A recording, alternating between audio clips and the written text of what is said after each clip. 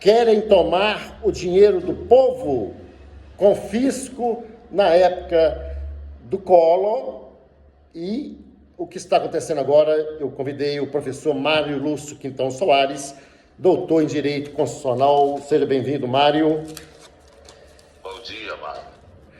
Professor, qual a diferença da época do Collor e do que está se falando agora? Na época do Collor, da Zélia Cardoso, teve uma retenção do dinheiro que estava nos bancos e muita gente sofreu com isso. Qual a diferença daquela época do agora? O que a gente percebe é o seguinte: o confisco é vedado pela Constituição brasileira. O Estado não pode se apropriar do dinheiro do cidadão comum, do contribuinte, né? Ele pode cobrar tributos, ele pode estabelecer alguma medida, mas o dinheiro pertence a quem produz na sociedade capitalista. Então, o que a gente percebe? O que houve, o que a gente denomina de confisco na época do Collor? O Collor fez uma reforma na economia drástica, né? O processo inflacionário estava muito alto, então ele falou: vamos reduzir a inflação. E chamou a Zélia Cardoso para ministra da Fazenda e da Economia. E ela tomou medidas drásticas. E para fazer isso, ele precisou de congelar os dinheiros depositados nos bancos. Ou seja, a população da hora para outra ficou sem dinheiro. Era liberado apenas o necessário para a sobrevivência, né? E o que era considerado aplicação estava retido. Mas muita gente foi ao judiciário e conseguiu a liberação, e cada um alegava o que lhe fora conveniente. Então, naquela época, houve esse chamado confisco, né, retenção de dinheiro, que causou um alvoroço na sociedade. Hoje, o que se tem? Eu não... Falar em confisco hoje, né, principalmente com essa Constituição de 88, é quase um crime. Mas o que a gente percebe é que o Estado estabelece formas sofisticadas de confiscar o dinheiro do cidadão comum, especificamente do contribuinte. E no caso específico, né, quando faz através de tributo, né, é vetado que o tributo seja confisco.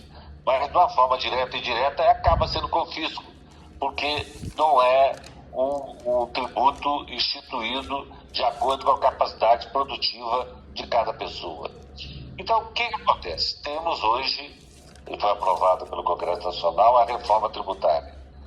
E a reforma tributária, ela simplifica, né, os tributos, reduz o número de tributos, cria o IVA, cria mecanismos assim modernos, mas eles não vão na questão básica, porque o Estado moderno precisa de austeridade fiscal, precisa de um controle do orçamento e precisa reduzir a máquina estatal. O que é reduzir a máquina estatal?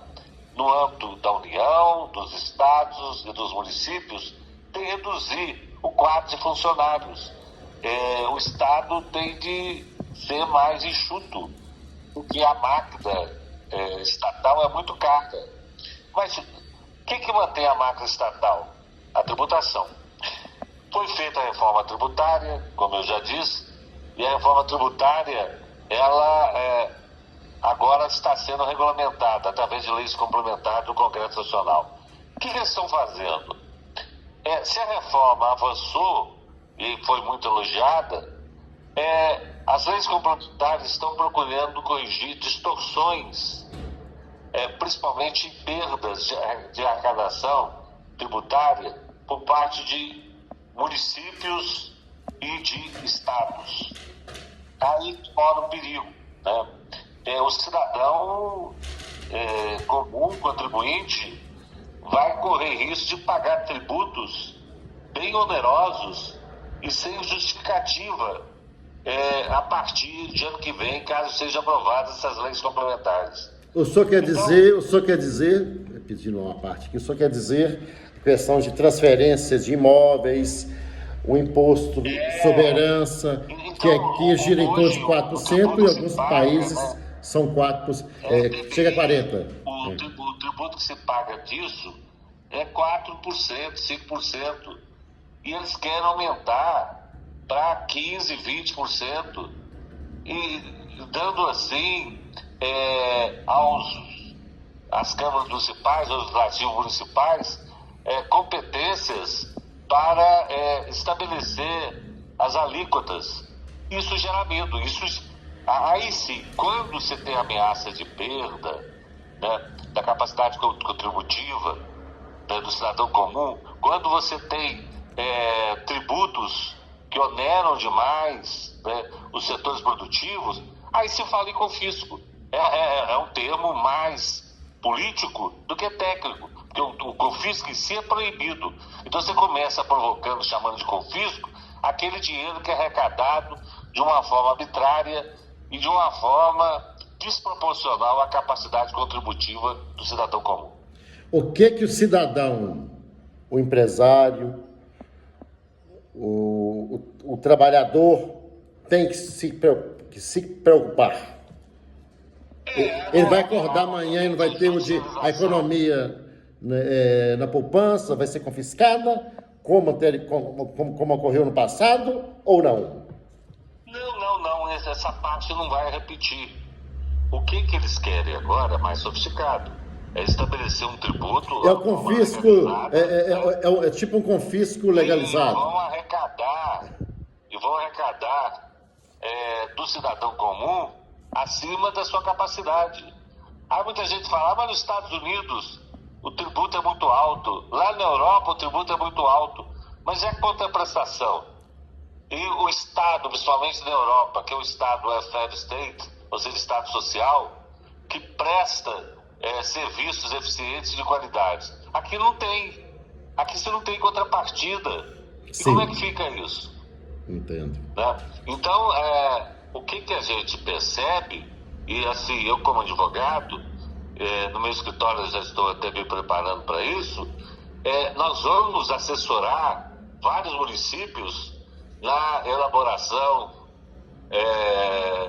de alíquotas tributárias, dando assessoria para elaboração de acordo com a Constituição, de acordo com as leis, e ao mesmo tempo nós vamos trabalhar também assessorando vários empresários, várias pessoas que vão se sentir lesadas, impossibilitadas de arcar com esses tributos, porque vai ser desproporcional à renda, porque nós temos há muitos anos um certo congelamento do poder aquisitivo da população. Os salários estão simplesmente sem ajuste há quanto tempo? Não só de servidores públicos, quanto do setor privado. Entendo. Porque a economia, agora que está reagindo, ela tem uma inflação embutida que não é corrigida devidamente pelo governo. Perfeito. Para terminar aqui, mais uma vez, é o professor Mário Luz Quintão Soares, é doutor em Direito Constitucional, um dos grandes juristas, um dos maiores em Minas Gerais, um dos grandes aí do nosso país. Muito obrigado por participar do Interlocução Brasil mais uma vez. A gente pode aproveitar a oportunidade para depois marcar uma live, né? Vamos sim. Juntar algumas pessoas e fazer um grande debate. Vamos sim. Vamos sim. E levando algumas dessas lives para alguns municípios aí, poder fazer nas câmaras municipais. Porque, no fundo, o trabalho que você faz é um trabalho de cidadania, de esclarecimento da população. Porque, às vezes, a pessoa acha que está tudo certo, está tudo na paz das maravilhas, e não está nada disso, né? O terreno é movediço. Então, aquela fala de padeiro, né? O Estado está gastando mais do que ganha. Aí vem o déficit. Esse é o déficit. E para isso tem que tomar... É o buraco. É o buraco. É o buraco profundo. Aí tem que compensar isso de outra forma.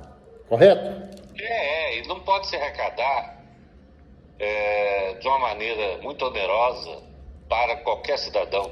Não é só no Brasil, não. Em qualquer lugar do mundo. Muito obrigado mais uma vez. Até breve. Até breve. Um abraço. Tchau. Tchau.